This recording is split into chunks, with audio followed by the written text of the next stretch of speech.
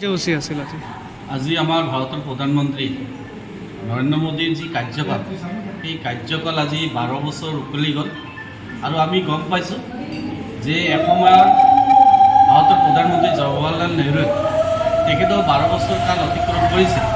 কিন্তু আজি ভাৰতবৰ্ষত এনেকুৱা এজন আমি প্ৰধানমন্ত্ৰী পাইছোঁ যে তেখেতে আজি আগৰ যিজন পূৰ্বৰ প্ৰধানমন্ত্ৰী আছিল, সেই পূৰ্বৰ প্ৰধানমন্ত্ৰীজনৰ ৰেকৰ্ড আজি আমাৰ ভাৰতীয় জনতা পাৰ্টীৰ প্ৰধানমন্ত্ৰী মাননীয় শ্ৰীযুত নৰেন্দ্ৰ মোদী দেৱে এই জৱাহৰলাল নেহৰুৰ ৰেকৰ্ডটো আজি ভাঙিলে। আৰু আমি দেখা পাইছোঁ যে তেখেতক ৰাইজে ইমান মৰম কৰে, ভাৰতবৰ্ষৰ মানুহে মৰম কৰাৰ কাৰণে আজি ইমান বছৰ ধৰি তেখেতে প্ৰধানমন্ত্ৰী হৈ আছে, দেশৰ সেৱা কৰি আছে। আৰু আগন্তুক দিনত তেখেতৰ আমি দীৰ্ঘায়ু কামনা কৰিছোঁ যে তেখেতে যাতে সুস্থ থাকে, ভাল থাকে, দেশক যাতে তেখেতে ভালদৰে শাসন কৰে আৰু যাতে তেখেতে দায়িত্ব লৈ পেলাই আমাৰ ভাৰতবৰ্ষখন আৰু উন্নতি যাতে কৰি লৈ যাব পাৰে, তাৰ কাৰণে আমি সকলোৱে আজি ভগৱানৰ ওচৰত আমি প্ৰাৰ্থনা জনাইছোঁ, নাম কীৰ্তন আমি কৰিছোঁ।